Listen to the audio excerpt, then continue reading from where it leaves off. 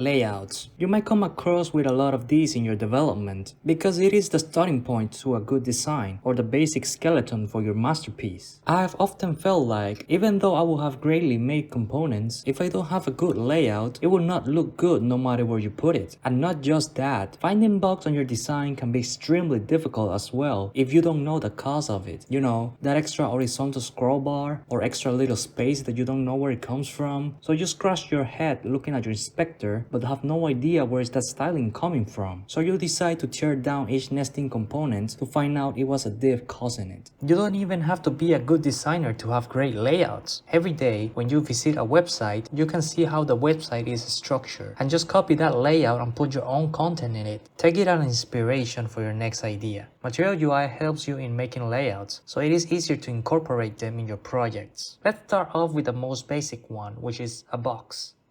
Box is just like a div in an HTML. In fact, you can create your whole layout using boxes. However, you really need to know how to make layouts with plain CSS because you will feel like you're just working without a framework. You can also take advantage of its theme awareness to set your styling on the properties of the box since it inherits all of them. If, for instance, you do not need a div as a tag in the component, you can also set it to a different tag to match your layout. This is for accessibility if you care about that at all. Next one, we have the container component. This is mostly used as a parent or root component of your layout, meaning it goes on the first level and not usually for nesting. You can set it up in two ways, fluid or fixed. By default, it has a fluid container, meaning that depending on the screen size, the width of the container will follow along with that width until it reaches the set max width. You can start by passing a max width prop to any of your breakpoints, and the container will stretch until that width. It has a max width of LG by default.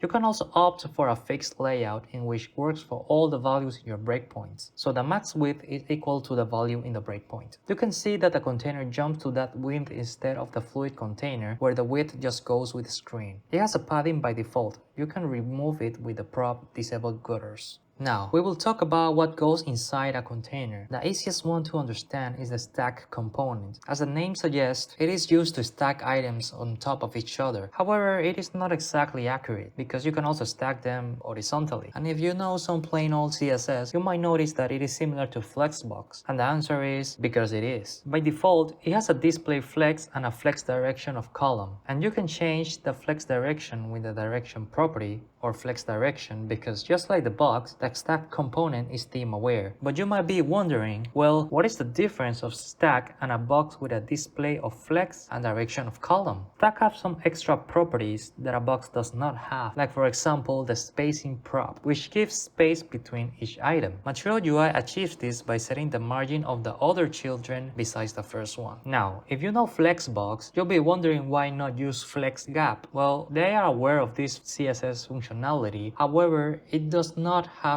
full browser support yet. Nevertheless, it is mostly supported. But in case you want to use it, you can also pass in the prop use flex gap, in which we'll use flex gap instead of margins. It also has a divided prop where you can set something between each item. Very useful for item separation. Next, we have the grid. Material has two grids, a stable one and an unstable one. It is still a mental recovery like I am. Let's talk about the original grid. The component is designed following Google's material design guidelines and CSS Flexbox principles, meaning it is based on a 12-column system and uses flex properties for the parent and children identified by the container prop and item prop. You can change the number of columns used on a grid layout using the columns prop. The children uses breakpoints properties to set the size, so you can set each children to occupy 6 columns using the XX prop. You can also assign the number of columns it takes depending on the breakpoint as well, and this works for most of the properties in the grid. For example, I can set a direction of column for XS and row for MD. It is pretty handy for responsive layouts. You can also make the items to take the available space by just passing the breakpoint without a value. And in very uncommon situations where you want the content to dictate the width, you can set the breakpoint value to auto. To add separation between items, just like the stack component, you can use the spacing prop. And if you want to set them separately, you can go both for column spacing and row spacing. As I mentioned, it works by setting negative margins on the component. If you do not like this behavior, you can opt for row gap and column gap of the CSX properties. Now, normally you won't only have one root layout. Instead, you might have grids inside grids, which can lead to writing it like this. However, you should always remember that grid is a tool for layout, so don't apply the styles directly to the grid, since it has negative margins and can cause some complications, which in my experience is a pain to debug sometimes. So just add another element inside the grid and style that instead. When starting to use grid, it can be a bit confusing at first because of how the component works. If you inspect the element, you can see it is not as beautiful as they painted. For instance, you'll see this grid gets out of the container for some reason, or why this grid has a width until here but the height still remains, and when you dig in the culprit, you can see it has negative margins and a calc operation on the width. Or this pattern right here, why is that there? It is quite a confusing world, and at first I tended to avoid grid at all costs and use box instead because it was my comfort, since it was like using CSS. But I realized that grid is used to structure your layout, unlike a vanilla layout with divs, where you can apply everything to your divs. Grid is like your guidance for your content to be, if that makes sense. Material introduced the new Grid 2 to solve some issues documented on the official docs and by the community, which really weren't a lot of. In this new grid, it gets rid of the item prop, so it is applied automatically, helping you write less lines of code. In the spacing system, instead of using negative margins only on top and left, now it is equal on all sides, so it is less confusing for you to inspect. However, you might sometimes encounter an horizontal scroll bar if the viewport is small enough, and to fix this, you have to pass in a property called disable equal overflow, which basically reverses the behavior back to like the first grid with negative margins on top and left. They also added the offset prop, which is quite interesting and might be useful in some scenarios. It basically lets you offset your grid item by X amount of columns, and it is breakpoint oriented as well. So to offset 4 columns on XS, you will do it like this. It opens up for so many possibilities without too much code. They also added spacing and column inheritance for nested grid containers, where if a grid with a property container has a spacing of 3, then its direct children who are also containers will also have that spacing. It is true as well for columns. Remember that it is only direct children, meaning that if there is another element in the way, it will not inherit. You can as well name your breakpoints if the defaults provided by material are confusing, so you can change them on the theme and use them accordingly on your components. Remember to use module augmentation if you are using TypeScript and disable the ones you don't use. There is a deprecated component called hidden. The reason for it is because you can do everything with SX props now. This was used to hide some elements on a specific breakpoint. So since you watched my previous video, you should know how to achieve this with SX props now. If not, then feel free to watch it. It will be much appreciated. If you have any components you want to learn or suggestions on my next videos, feel free to comment. I hope you enjoyed this one and learned something new. See you soon!